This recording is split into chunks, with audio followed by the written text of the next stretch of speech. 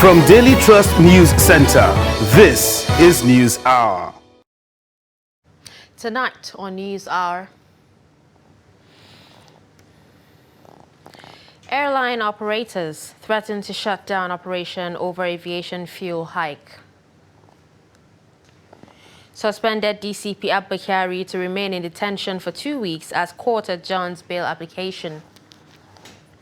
Farmers in Kano accuse soap and detergent factory of contaminating water sources. And on the foreign scene, civilian convoy leaves Mariupol as new round of talks between Russian and Ukrainian officials resume on Tuesday.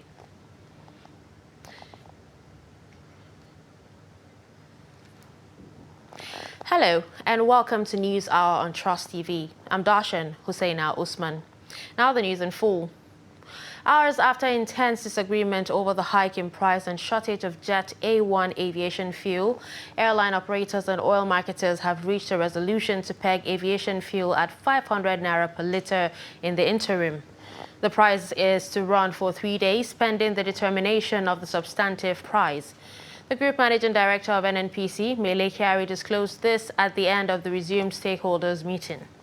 He added that the airline operators would be given licenses to import aviation fuel as requested by the chairman of Air Peace, who also disclosed that with the latest development, Nigerians should expect to pay 85,000 naira for air ticket per seat. Deputy Speaker of the House, Ahmed Idris Wase, pleaded with the stakeholders to resolve the issue and reduce the sufferings of aviation passengers in the country.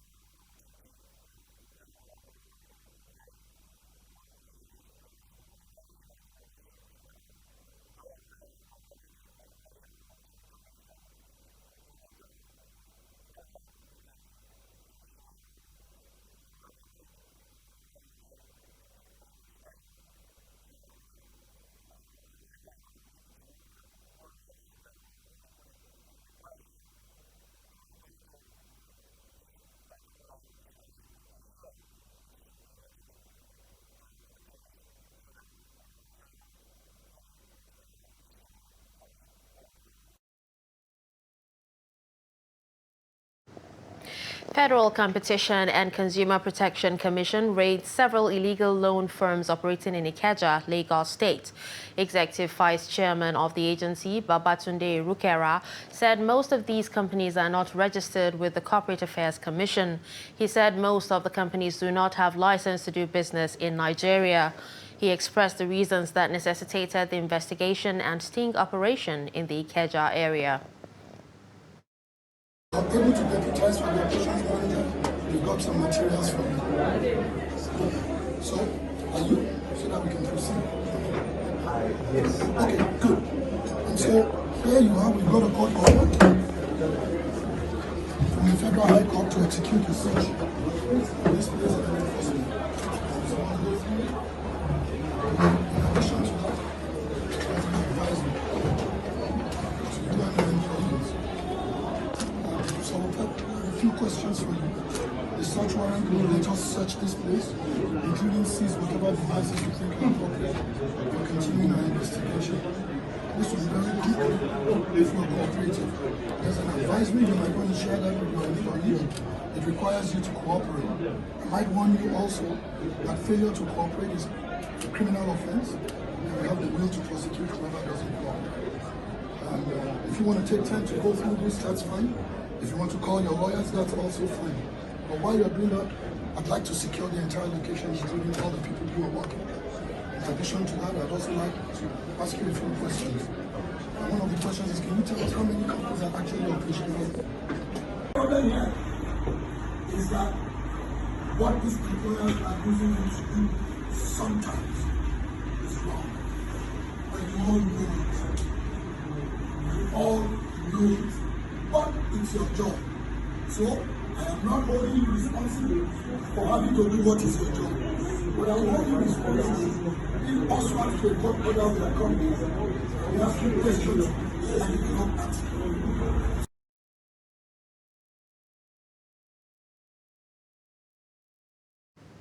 Suspended Deputy Commissioner of Police Abba Kyari will stay in detention for another 2 weeks as Federal High Court adjourns ruling on his bail application till 28th of March. Justice Akinwunmi, however, granted his prayer again to remain in the NDLEA custody till the next adjourned date. A mild drama ensued when one of the wives of Kyari collapsed.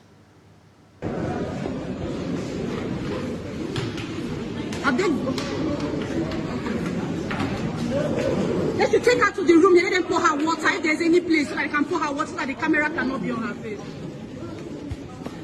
On behalf of the first and second defendant, we will file a bail application and we moved it. And then the ruling will be adjourned to 28th of this month. The offense we are talking about is a bailable offense. And we are very confident that the court will do justice, apply the judicial discretion to ensure that the defendants get bail, for them to adequately prepare for their trial. It's adjourned to 28th of this month. As you can see, around the courtroom are still supporters of Abba Kyari and his family taking their leave right now after their arraignment in court. And as it stands right now, the 28th of March 2022 has been set aside for the ruling of his bail application, a fresh bail application he filed through his lawyer, M.A. Magachi. And things are normal right now. People are getting back to their destinations, some outside holding placards about their Super Cup. But on the 28th of March, we'll be here to hear about the ruling of the application of Abba Kyari and what will transpire next. So in summary, what transpired in court today is that the 28th of March has been set aside for the hearing of the bail application by Abba Kyari and the other officers. Also, the third defendant's counsel also was in court today representing his client, and that's James Bauer, rather.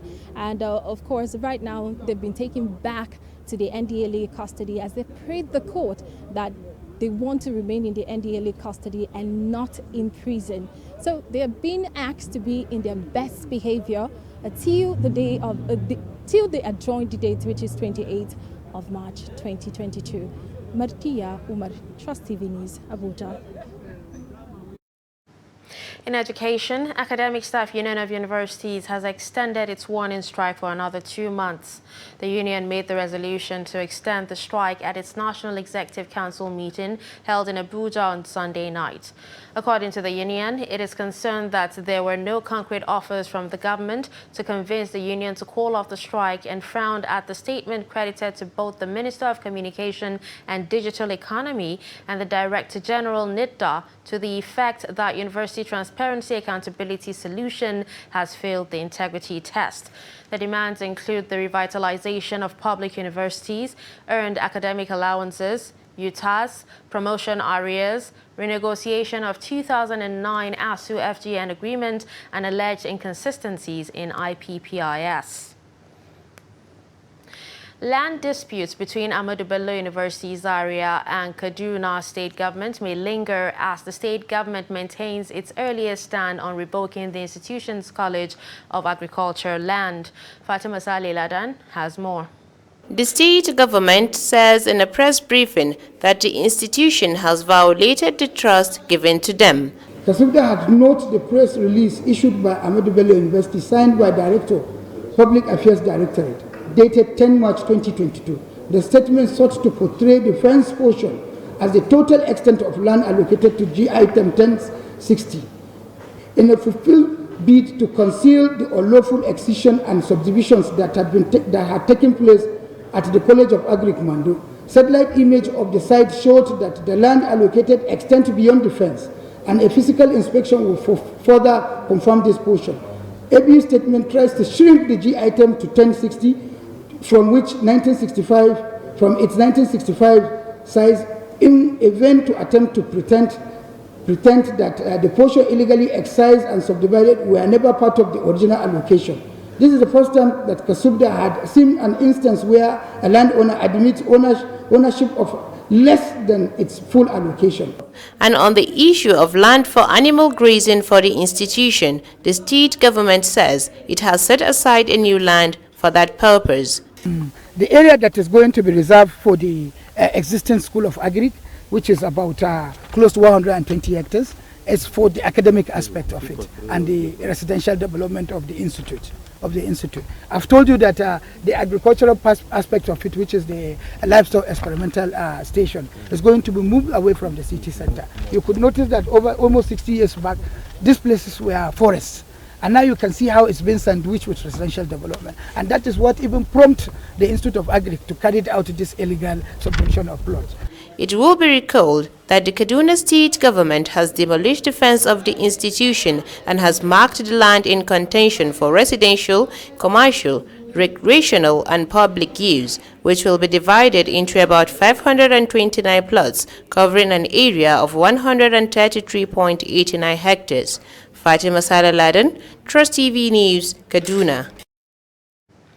Members of the National Association of Master Bakers, Caterers of Nigeria, Imo State Chapter on Monday say they have concluded to shut down production in the state. The state chairman of the association, Osmond Nkeoma, stated this to newsmen in Owerri. He said the reason for the strike action include cost of materials such as diesel, vegetable oil and sugar, which has gone beyond the reach of the bakers, and production have continued to skyrocket. He pleaded with the state government at all levels to look into the challenges facing bakers in the country. On transportation, police say they have dispatched officers and men to all parks and garages to prevent breakdown of law and order in Lagos motor parks. The command spokesman, CSP Ade Kunle Ajishebutu, said the step is a proactive measure. Lagos State Police Commissioner Abiodun Alabi had directed all area commanders and divisional police officers to beef up security and maintain visibility in their area of coverage. The order followed the indefinite suspension of the Lagos State Chapter Chairman of the National Union of Road Transport Workers, Musuliu Akinsonya, popularly called MC Oluomo, over alleged misconduct.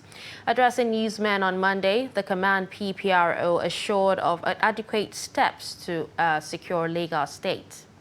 Thank you. I am not expected to reveal our strategies. However, as you can see, we have large number of police officers posted to strategic locations, including motor parks and garages across the state. This is a proactive approach to crime prevention and management, which the command is doing. We wouldn't wait and fold our arms and allow miscreants or hoodlums to hold the command by the jugular. And this is why we want to prevent possible breakdown of law and order, and that is why we have done this massive deployment. It is in the interest of members of the public. We can assure you that we will manage the crisis. For now, there is no crisis. We are trying to prevent crisis, and that's why the Commissioner of Police has ordered deployment of police patrol teams across the state. And of course, he has directed all the area commanders, DPOs, strategic patrol officers, field commanders to ensure 24-hour surveillance and intensive visibility patrol of all parts of the state, with a view to preventing breakdown of law and order. Farming communities in Gezawa, Nasarawa and Osogoo local government areas in Kano are worried that industrial waste from soap and detergent factories is contaminating the water channel that feeds their farmlands. Trust TV correspondent Idris Dibrin, who visits the villages, reports that animals that drink from the channel are reported dead. His report. This area is called Kwara, a village in Gezawa local government area of Kano State. The people here are Fulani herdsmen who are also involved in subsistence agriculture and a large-scale stone crushing activities. Prior to the establishment of this soap manufacturing company in Kano, these running water channels remain vital in sustaining their primary occupation of cattle rearing and irrigation farming. But that has changed due to a chemically contaminated water pouring from this factory. This water is coming from a company called Aspira, but even before the establishment of Aspira, the water channel is still here and the water is passing. But Aspira is using the water channel to pour in their own water, which is also passing, which has contaminated the one that we have here. So there is no way any animal that drinks this water, it doesn't live long.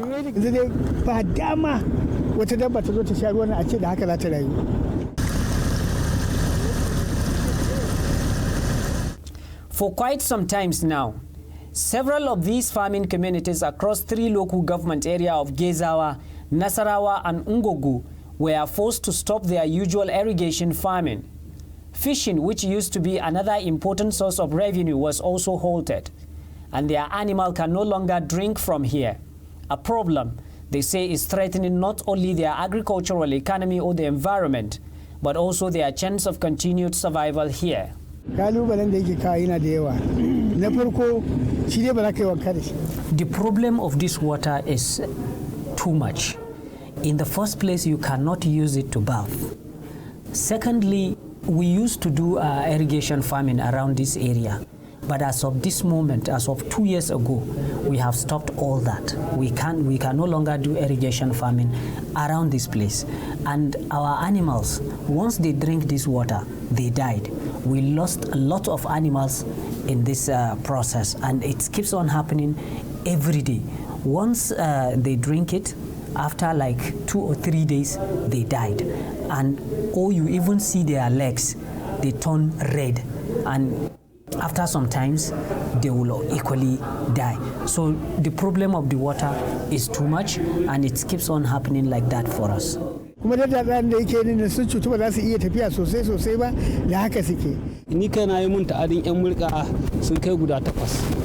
For me, I have lost like 8 cows because I have, it delivers like 6, and then 4 of them died, and I got another ones. Those ones also died.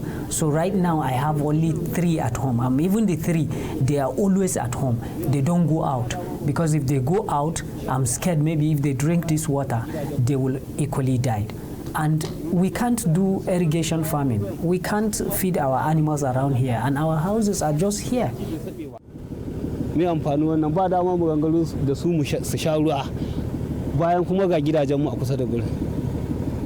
although attempts to speak with the management of the soap processing company was not successful. However, these children are seen using the soap water to wash their clothes.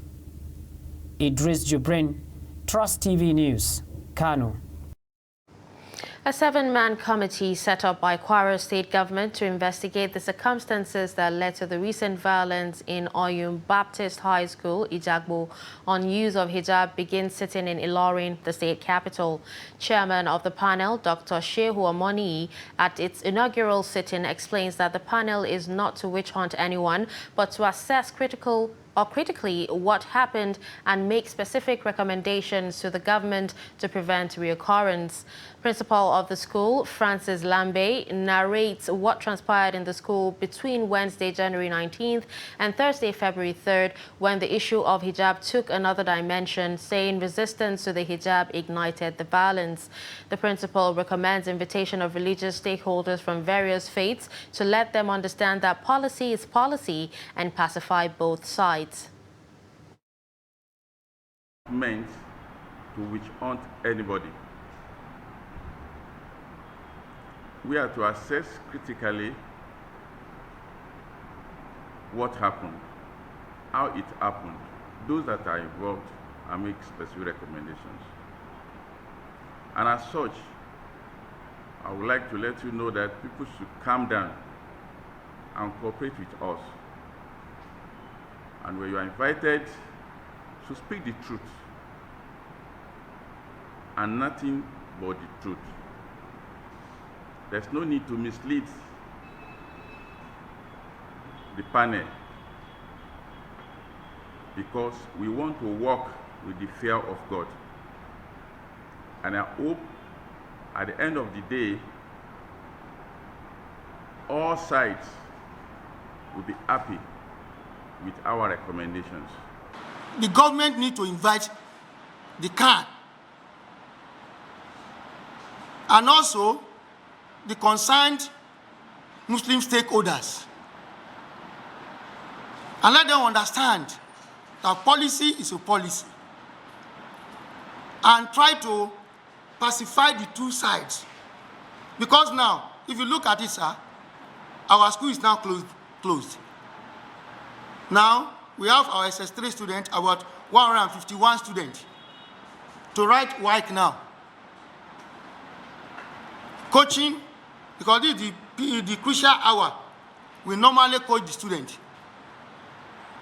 Because in our own school, we don't cheat. But we have been denied.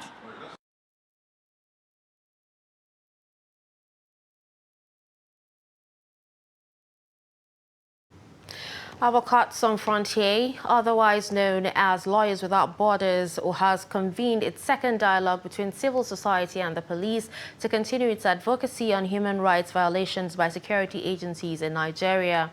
The dialogue, which focuses on issues regarding torture while in police detention, extrajudicial killings and also harassment, seeks collaboration with the police on how to address the lingering issues and chart a course forward. Sagir Ibrahim has more. Strengthening the national actors' capacities and advocacy for ending serious human rights violations in Nigeria, otherwise known as the SAFE Project, is an initiative of Avocats Sans Frontières in collaboration with the European Union, among other stakeholders, to champion the implementation of human rights, the Anti-Torture Act, and building advocacy around issues regarding police brutality, extrajudicial killings, among other human rights abuses. According to the head of office of Avocats Sans Frontières in Nigeria, Angela Uzoma Iwuchukwu, she explains that the Situation Room was created to improve partnership between civil society and the police to address issues regarding implementation and promotion of human rights in Nigeria. We acknowledge the fact that a lot had happened, also given the aftermath of the NSAS protest, and we wanted to make sure that it is clear to everyone that the civil society and the police are working together to promote human rights. The SAFE project, as we saw in the video, is really addressing key issues of human rights violations, particularly as it pertains to the use of torture by security personnel in Nigeria, and also issues of extrajudicial killings and arbitrary detention. Representing the European Union, the head of Governance, Peace and Migration section, Clement Boutelier says the project remains important as it targets human rights violations as well as addressing the root causes of conflicts. The SAFE project is a very important one from the European Union because it's targeted at addressing human rights violations, torture, extrajudicial killings, and arbitrary detentions. It's both an issue of human rights and also it's an issue of addressing the root causes of conflicts in Nigeria. Also, the program director of Carmelite Prisoners Interest Organization, Father Ambrose Ekeroko, faulted the EndSARS protest as well as other attacks on security personnel as the result of continuous violation of the rights of Nigerians by security agencies. We saw EndSARS coming, where people are beginning to push back and complain about the excessive use of force by the security forces in the country. All of these are as a result of the lingering situation or cases of human rights violation. On his part, the acting Force Public Relations Officer Muyiwa Adejobi pledged the commitment of the force to name and shame officers who violate citizens' rights. We have trust deficit. People still don't believe in us. Like I told PROs, thank God Enugun is there. I said the new system is name and shame them. If a policeman who has been sent to go and enforce the law is the one killing, attacking, suppressing, harassing Nigerians, why are you hiding such a person? Let Nigerians know the name of the person and what he has done. You see so many videos trending on social media. We have ICT officers that will track them, forward to us, and forward to the CPs to try. So in as much as we know that our men always misbehave on the field, we want CSOs, individuals, Nigerians to believe in us that we don't pamper them. The Police and Civil Society's Situation Room Dialogue is a product of the SAFE project, which was commissioned in 2018. The Situation Room Dialogue is the second meeting of the stakeholders who first met in the year 2021. Sagir Ibrahim reporting for Trust TV. In another development, CSP Adekunle Ajishebutu equally said the command is still making efforts to arrest those involved in the killing of Oluwabamishi Ayonwole in a Lagos state-owned bus rapid transit. As you have rightly said, the suspect has been arraigned in court.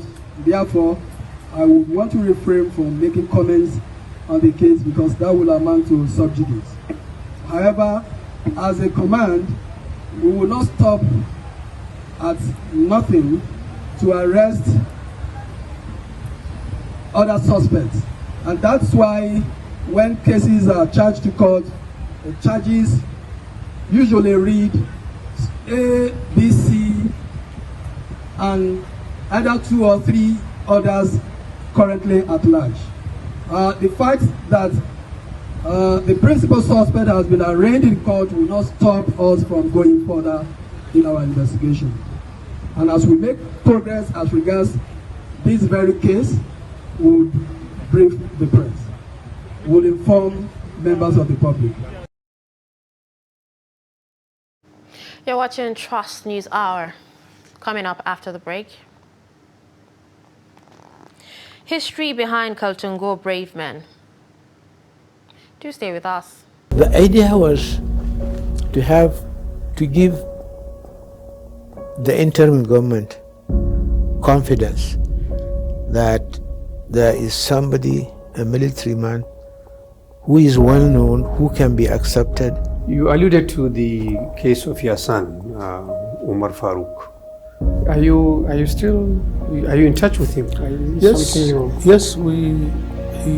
phones us 2 times, sometimes 3 times in a month. As always, when I'm talking about late Abiola, I still thank my God for directing me on things to do when he gave me that leadership of this country. Many of you honest Fulanis, you allow this man to cast aspersion on you. You know, Zamfara is the mother of all bandits. The biggest problem, if you permit me, is the fact that we have not been able to get the totality of our citizenry. It's very, very difficult to have a fixed mind like that this one you will hand over to this person because you think he will do better. I don't see myself under no circumstance ever leaving APC for another political party. Here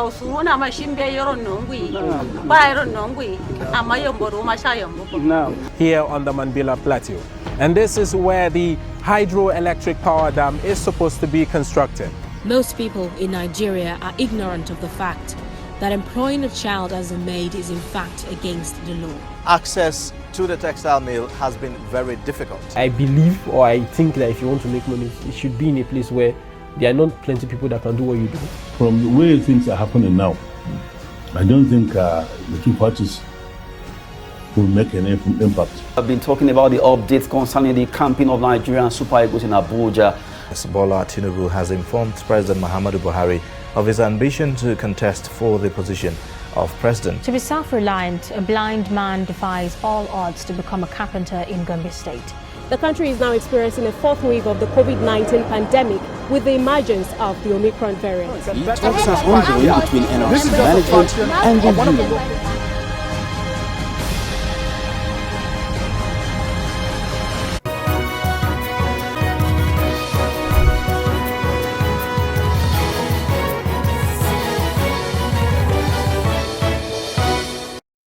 Welcome back. You're still watching News Hour on Trust TV. Let's take a look at some of our top stories. You heard that airline operators and oil marketers have reached a resolution to peg aviation fuel at 500 naira per litre in the interim, following early threats to shut down operations over lack of aviation fuel. You also heard that suspended Deputy Commissioner of Police Abba Kyari will stay in detention for another 2 weeks as Federal High Court adjourns ruling on his bail application till 28th of March. Moving on to health, Professor of Public Health Akin Osogoo and Chairman Experts Review Committee of National Primary Healthcare Development Agency says available resources have been committed to stem the tide of possible reinvention of wild polio virus and improve combat of circulating variant of the virus. He said this at a reconvened Expect Review Committee meeting convened by the agency to prevent and control possible infiltration of the wild polio virus. Essentially, the expert review committee meeting has been reconvened proactively to ensure that we are able to be in a position to stem the possible importation of the wild polio virus and also to improve immunization to combat the circulating variant of the polio virus in the country. Well, the main challenge, of course, as I mentioned earlier on, is because now the world is a small village in terms of any outbreak anywhere, any country at risk means all of us are at risk. So that's a challenge in itself. Of course, the other challenges will be the challenges of financing the response. Financing the response, including the surveillance that is required. It will also include, of course, the laboratory services that are needed to back up, including sequencing, periodic. So it requires some investments. So that in itself might be some challenge. But what is most important is the commitment of the government. And that commitment is what has manifested in the rapid reactivation of this committee even before any case has been reported in Nigeria.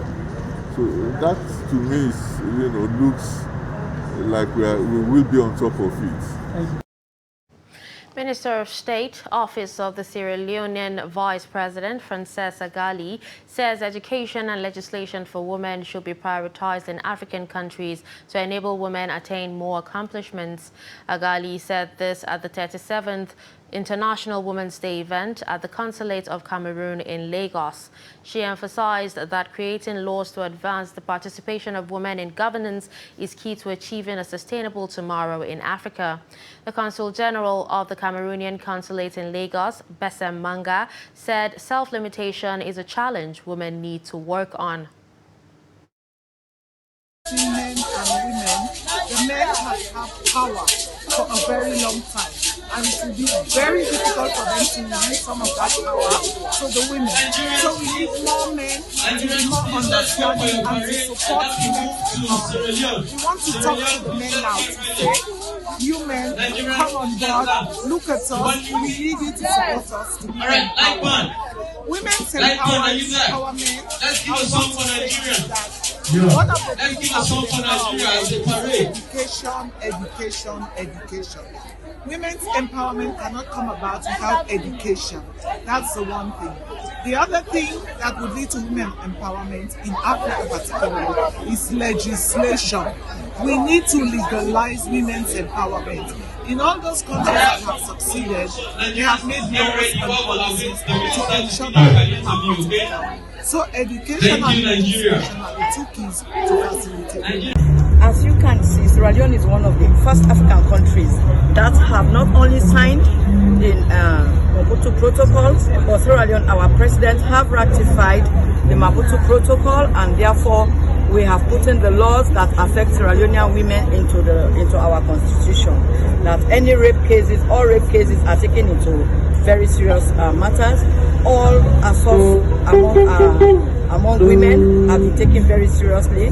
Our president, His Excellency President Madabio, is passionate about women, and therefore is making sure everything that makes women happy, he is there for us. It's about break the bias, but it's been sent in this program that we should stop the bias. I mean, get women involved in decision making. Let women come on board and use their creativity, their innovativeness to solve global issues. They need to be involved in decision making. There must be gender parity that will allow the world to move forward. Enough of biases faced by girls and women in workplaces, in their homes, in the environment and all of that. But my own message is, we women need to stop the bias against ourselves and move forward, because the world really needs us to be contributor to the world and every other things that we need to do. I believe that bureaucracy and politics will get in the way of reasoning. It is not light. The women are aware. Whoever now choose not to want to face or come together to face it's not light at all. Women know who they are. They know the power they possess, and they know who they are, how they are blessed by God to stand and make declarations over their children, over their even their husbands. You cannot just come on now, women.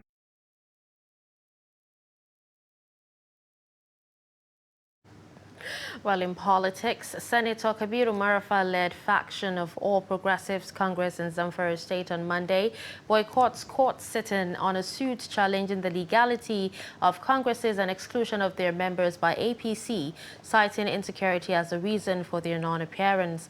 The faction, through their lawyers, claimed to have written to the Zamfara State Chief Judge, Justice Kulu Aliyu, requesting security guarantee in the court premises.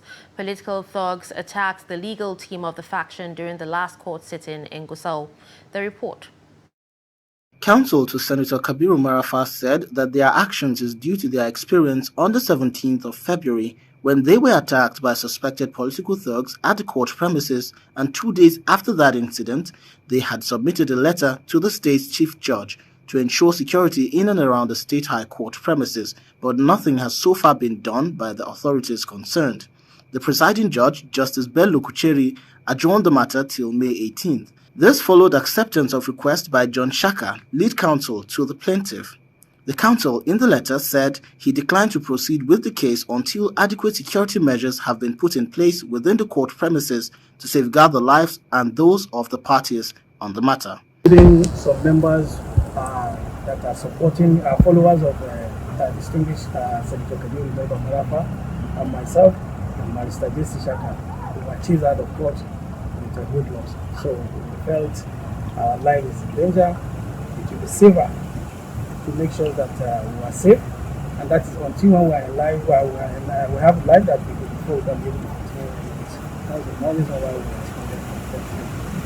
also looking to court, excusing ourselves for that we are not going to do it, not because of we are not guaranteed, our land was not guaranteed. Since we wrote the letter to the city, we expected that the proxy should be able to reply us and tell us that what steps have been taken for the integrity. Counsel to the All Progressives Congress (APC), Amanzi said the court received a letter from the plaintiffs' counsels that they were attacked on the last court adjourned date by thugs, and they have written to the chief judge and complained that their lives were in danger, asking the chief judge to beef up security within the court premises. Today, what happened this morning, we came to court and we were served with a letter from the plaintiffs' counsel. When I mean plaintiffs' counsel, I mean counsel or the lawyer representing Senator Kabiru Marafa, the lawyer representing Kwara Ibrahim, and also the lawyer representing Bello Suleiman and others.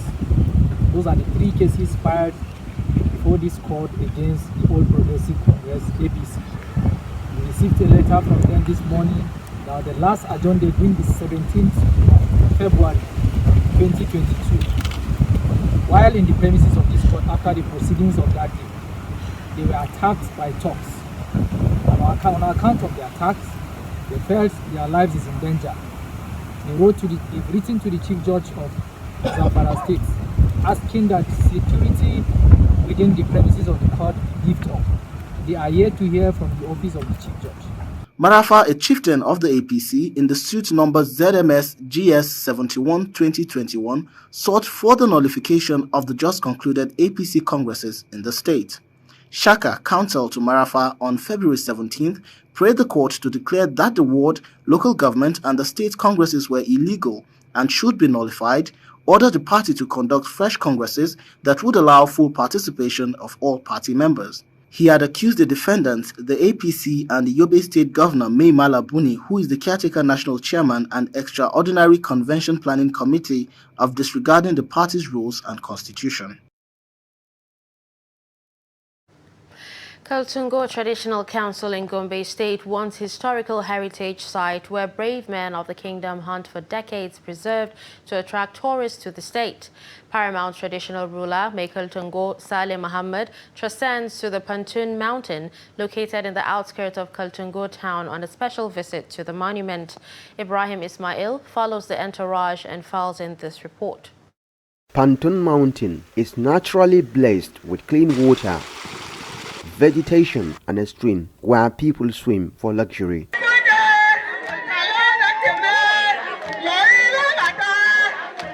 For years, the people of Kaltungo Kingdom have been in charge here. This is where our forefathers used to come for hunting. Sometimes they even spend 2 weeks, 3 weeks, some even 1 month. There is a cave, so big caves that you can enter. If nobody see you, somebody will be passing. You will see the person, but he won't see you because you are in the cave. So that cave is like a protective place. Like there are some birds. We have some guinea fowl, pigeons. That's wild pigeons, not domestic pigeons. So that's why they used to stay and lay their eggs. And some other reptiles. Crocodiles used to be here before. And baboons, gorillas, even lion and tigers, they used to be here. But due to hunting, the hunters are now more in numbers than the animals, so they are no more here. They are scared away. The Michael Tungo is on a special visit to the site in an effort to ensure adequate security in the area as he moves to upgrade the place to a modern tourist site. And we have forbidden cutting down of trees or cutting down any shrubs. We want the forest to retain its shape like before, so that the place will be a real place of relaxing and all this. And we will try and liaise with our people who have money in their hands to come and build maybe a small hotel which people can come and rent and enjoy themselves for the weekend. That's what this is all about. And then to draw attention of my people, to draw attention of our youth, so that we cannot lose any more youth again as from today. And we hope as from now onwards, in years to come, maybe when you come back next year, you will see some difference maybe. And years to come, maybe you will see waters springing on both sides of this stream. Thank you very much. We appreciate it, Your Highness. Best of luck. People from various parts of the country used to come here to rest. My name is Ibrahim Haruna. I'm from this village actually. So I came here purposely to come and bath, fresh water. That's in the olden days, our parents used to come here to fetch water. So this place has been a very good place and the water is very clean, pure. Nobody has ever drink this water and complain of any kind of disease or any kind of waterborne disease. So this place is a very good place. The Kaltungo Traditional Council is now seeking for investors to transform Pantun Mountain to a tourist park for revenue generation. From Gombe, Ibrahim Ismail reporting for Trust TV.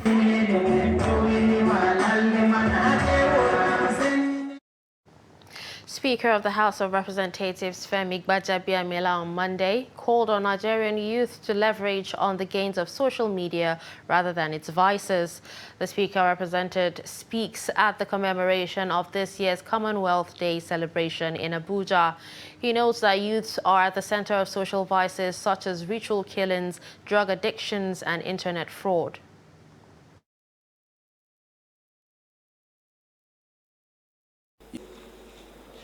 As future leaders, the future begins now, and you must avail yourselves of these rare opportunities to play responsible roles in your immediate environment. In these testing times, it is my hope that you can draw strength and inspiration from what we share as we work together towards a healthy, sustainable, and prosperous future for all. All we need is now that the Commonwealth should help us come to our schools, tell us as the student that this is how we're going to build our future.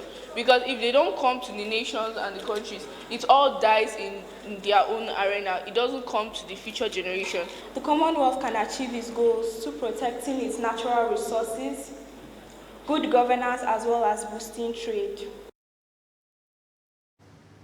In business, oil prices dropped 3% on Monday amid reinforced diplomatic efforts to end the Russia-Ukraine crisis.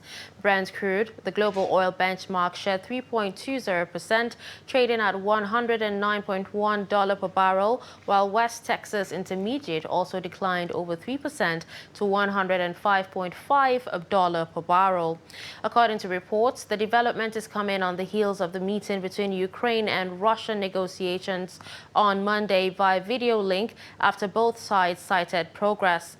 Negotiators had given their most optimistic assessment after weekend negotiations, hinting there could be positive results within days. The issue intensified as the United States banned the importation of coal, gas and oil from Russia, a major oil exporter which accounts for about 7 million barrels per day of crude and refined fuel, representing around 7% of global supplies. In Nigeria, it is expected that the downward trend in oil prices would provide succor to increasing diesel prices, while at the same time reducing importation expenses on refined petroleum products. The price of automotive gas oil, also known as diesel, had surpassed 600 naira per litre after crossing the 500 naira mark at X Depot. Still in business, fertilizer may not be sufficient for farmers this farming season due to the ongoing Russia-Ukraine crisis. Chamunda Beng reports that scarcity of fertilizer may force prices to go beyond the reach of farmers. Farmers and other major players in the agricultural sector have expressed worry over the cost of fertilizer as the prices continue to rise. A bag of urea, which once sold at 11,000 naira, is now being sold at 18,000 naira, while NPK moves from 10,000 naira to 16,000 naira now. Fertilizers, all right, are not immune from the vagaries or the challenges every other commodity is facing in the world.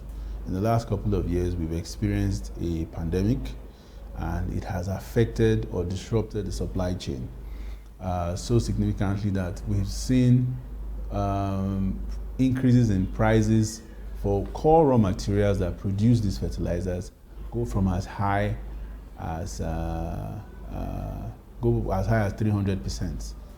300%. Now this is unique because usually when we see increases year on year in commodities or in fertilizers, it doesn't go beyond maybe 10%, 25%, 30%, but we're seeing 300%, and this is across the globe. All the major institutions in the world, the World Bank, the Food and Agriculture Organization have all indicated that we're seeing global highs in terms of the cost of food. So we're not immune from what is happening globally. The current hike in the cost of fertilizer has raised questions on achieving food security when both cost and availability of the products are not certain. This is not the biggest problem for food security. And I'm saying this to you also as an agronomist, all right? The cost of input, yes, is a major factor, it's a major concern, but there are other factors that go into production or farming, all right? And we believe that once these issues are collectively tackled, we would see improvement in terms of availability of food. Thankfully, NIMET has released this report this year, and the prospect of rains this year looks much better than what we saw last year. The challenges that we envisage from climate change and all that could be mitigated. How much has been achieved by the Presidential Fertilizer Initiative established in 2017 to boost food production by making fertilizer available to both large and small-scale farmers? With prices going up and availability of fertilizer not certain, what is next for the small-scale farmer? The smallholder farmer today in Nigeria is the bulk of our farming population. They feed us. They are the reasons why we are able to have what level of food security we have today in the country. And they are resilient people, they are smart, they are business people. If you look at the cost of inputs, of food, there's always reflected whatever their realities is. According to stakeholders and farmers, if the situation is left unchecked, it will take a toll on this year's rainy season farming and eventually poor harvest. Chamun Dabeng, Trust TV News, Abuja. Away from Nigeria, new rounds of talks between Russian and Ukrainian officials has paused and will resume on Tuesday. At least one person killed and 12 wounded when a shell hit a presidential building in Ukraine's capital, Kyiv. Russian-backed separatists in Donetsk say at least 16 people were killed after remnants of a Ukrainian missile landed on city center. More than 160 civilian cars have been able to drive out of Mariupol after numerous failed attempts at evacuating residents from the besieged city. Meanwhile, defense ministers from NATO member states will meet in Brussels on Wednesday for an extraordinary meeting to discuss the Russian invasion of Ukraine. More than 2 million people have fled since Russia invaded the country on February 24. Men between the ages of 18 and 60 have been prevented from leaving and told to stay and fight for Ukraine. Still on the foreign scene, at least 2 soldiers were killed and 2 more injured in attacks in Colombia on Sunday as the Latin American country went to the polls in parliamentary elections. According to the armed forces, the 2 men were killed in explosions in the department of Caqueta in Colombia's south and in the central department of Meta. About 73,000 soldiers were deployed across the country to keep candidates and voters safe. A total of 188 seats in the House of Representatives and 108 seats in the Senate were up for elections on Sunday. President Muhammadu Buhari on Monday inaugurated a 72-unit housing estate in Osogoo, the Osun State capital, as part of the National Housing Program to address housing challenge in the country. President Buhari said he has approved allocation of housing units for Super Eagles for winning the 1994 African Cup of Nations. The president said the allocation is in fulfillment of government promise to reward the Super Eagles with housing gifts. The president further stated that he was represented by Minister of Interior and former Governor of Osun State, Rauf Aregbesola. who said the housing estate is one of the projects undertaken by his administration in phases since 2016. Buhari said one of the things he promised in 2015 is a change for the better in the many areas in which the nation has been held back, and that the housing estate is an instance of the fulfillment of his promise. He said the federal government is not unaware of the challenge of housing in the country, especially in the urban areas, many of which are overcrowded in unhealthy ways. An essence of peace, of joy, happiness, prosperity, and long life for all those who have the need, either as owners, as rentiers, or as visitors. So, to the rest of the people, I don't Almighty Allah, concerning the president, I unveil the plan to this extent.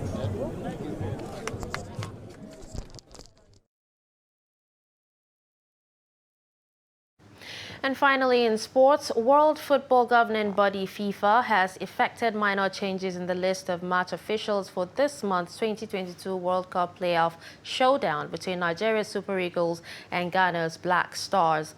Both teams face off in a two-leg fixture for one of Africa's 5 slots at Qatar 2022, first in Cape Coast on March 25th and then in Abuja on March 29th. A fresh appointment sheet sent to the Nigerian Football Federation showed that Morocco's Ridwan Djied is retained as center referee for the first leg duel in Cape Coast, to be assisted by three of his compatriots, Lassane Azogui,